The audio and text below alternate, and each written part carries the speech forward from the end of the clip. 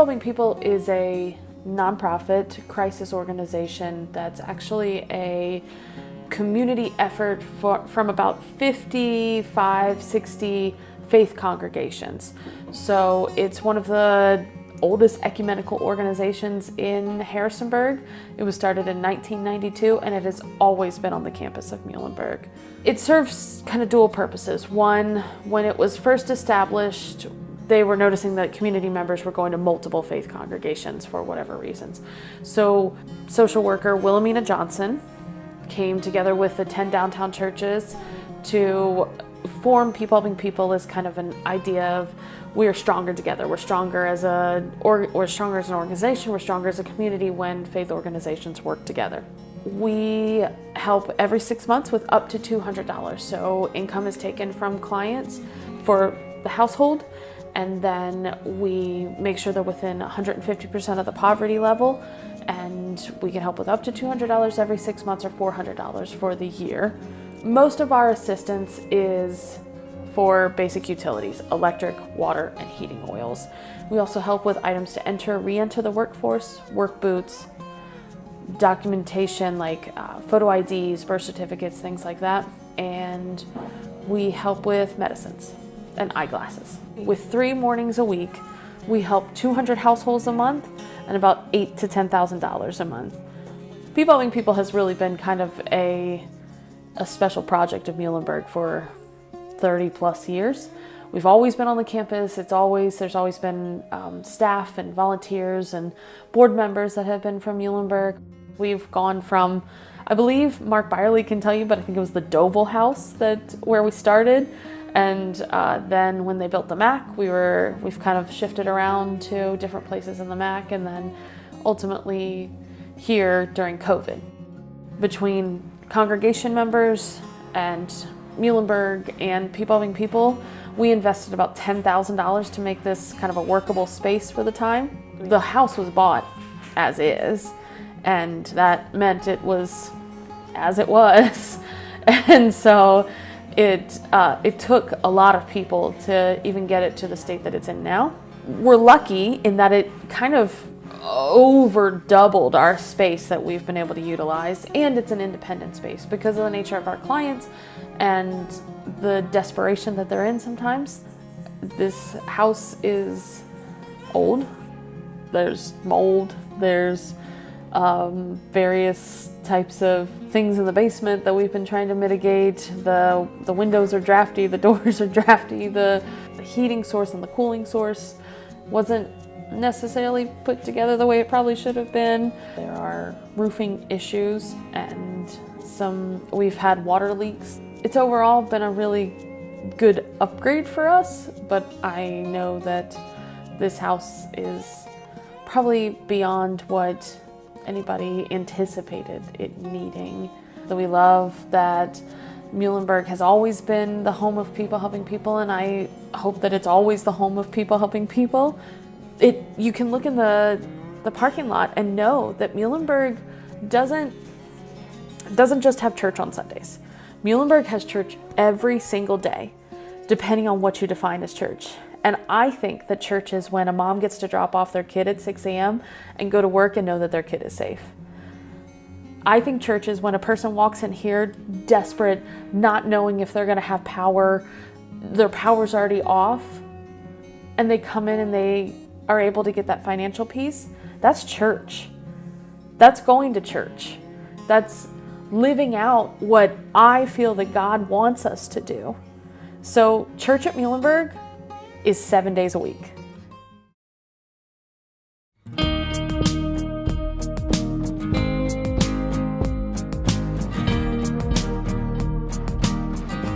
The function of the property committee is really just to keep the property of the campus, not just the church building, but the lawn and the MAC and the Ott Street house and all the property in good order, and make repairs, keep everything working properly. And our goal is that when people come to worship here or come here for other activities, they don't even notice the property because they don't notice things that are wrong. It's just they take it for granted because hopefully everything's looking the way it's supposed to look. Our purpose as property is to keep the property visually appealing to anyone who comes on it. And that can be a tough job. It's the hidden stuff that's costly, time consuming. Water issues, roofs and foundation problems, water coming in. Landscaping. We built the gathering area 15 years ago, did a lot of landscaping.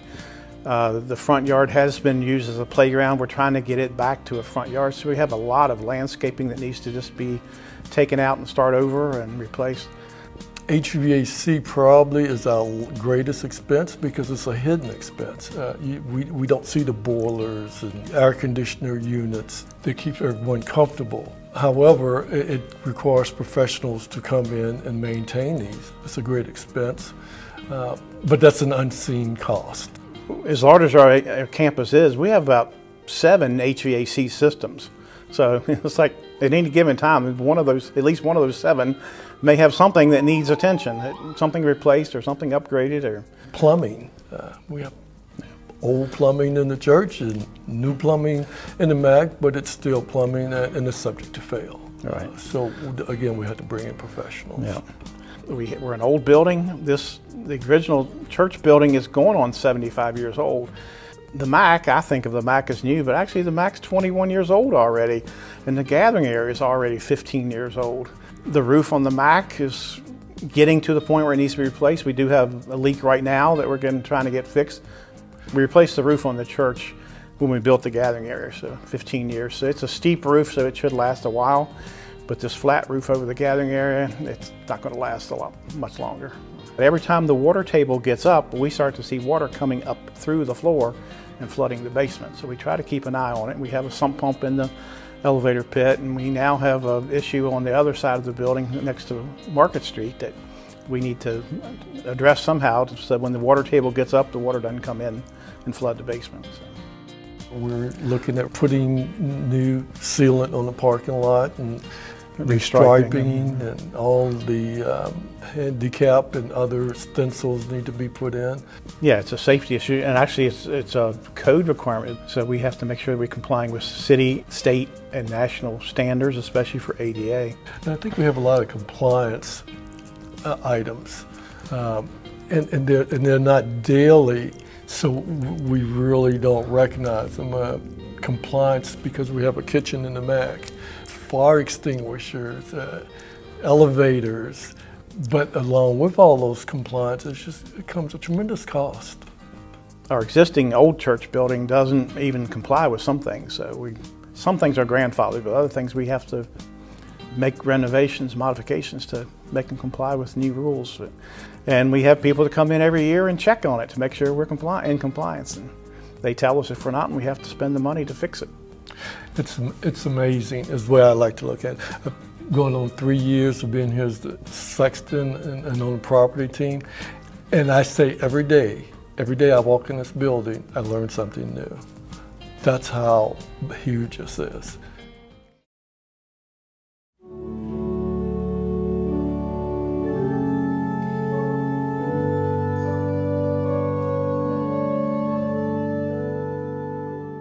This was a molar that was put in around the 1990s, if I got my date correct, and through no fault of anyone at the church.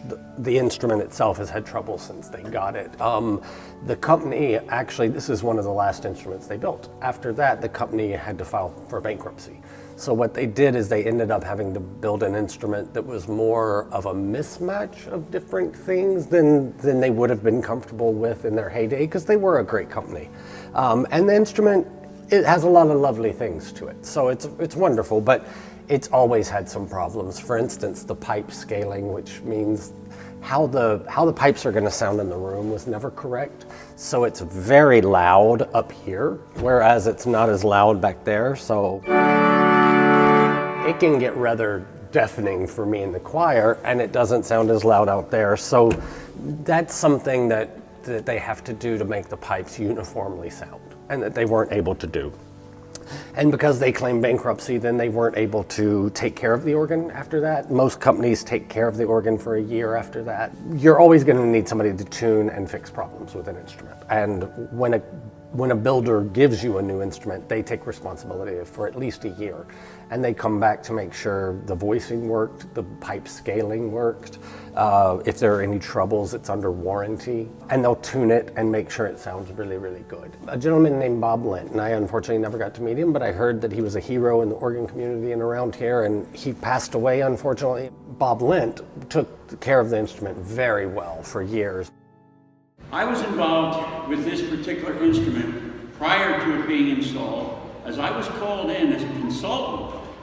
And the first thing I noted was, it was way too loud for this building. It was way too overpowering. In my opinion, for the size of this particular building, the pipe scales are way too big. Well, what nobody knew at the time, except those of us who were in the professional business, MP Moeller was in the final stages of bankruptcy. They were looking for one thing and one thing only: to get in, get done, get the check, and get out that door, which is exactly what they did.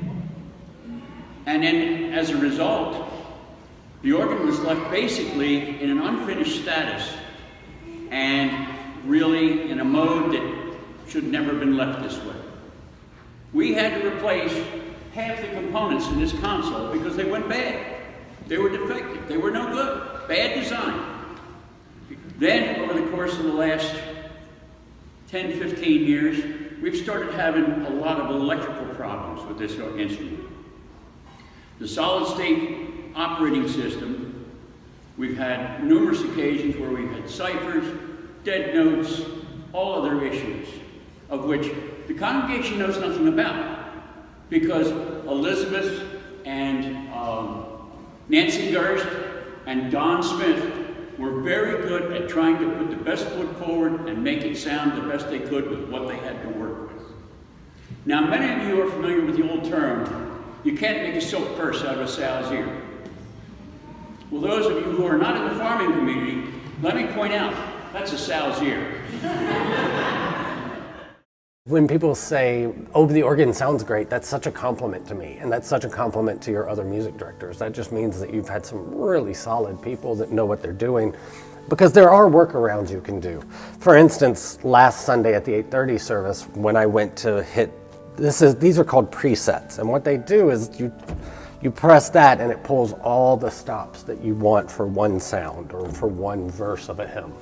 And when I went to hit 5 the other day to do the hymn of praise, only this side of the stops came on. None of this engaged. So sometimes the air pressure doesn't, or the capture system doesn't work. And that's all electronic. It's like a big computer inside here. You're not gonna know everything that's going wrong inside, because you shouldn't. You're here to worship, you're here to think about other things, you're not here to worry, is the organ gonna work? So I can tell you that it's a good thing that people don't know how much is not really correct with it. And it's also just a great testimony to Elizabeth and Linlin and Judith and people like that who have just been able to do some great workarounds. The biggest problem was, well, why can't we just fix the problems? Why can't we just, because it's like putting money into something that is just not giving you the return on investment. No matter what happens, you're never gonna have the instrument that's kind of right for the space. They would have to come and revoice it and take some of the pipes away and probably melt them down and reform them. And I think it would end up costing more money to refurbish the instrument than probably to replace it. It's a beast of an instrument, but they're so important for worship, and they're so important to give you that sense of connecting earth and the angels, if you will. I mean, I know it sounds toothy, but it is true, that it's just a glorious instrument.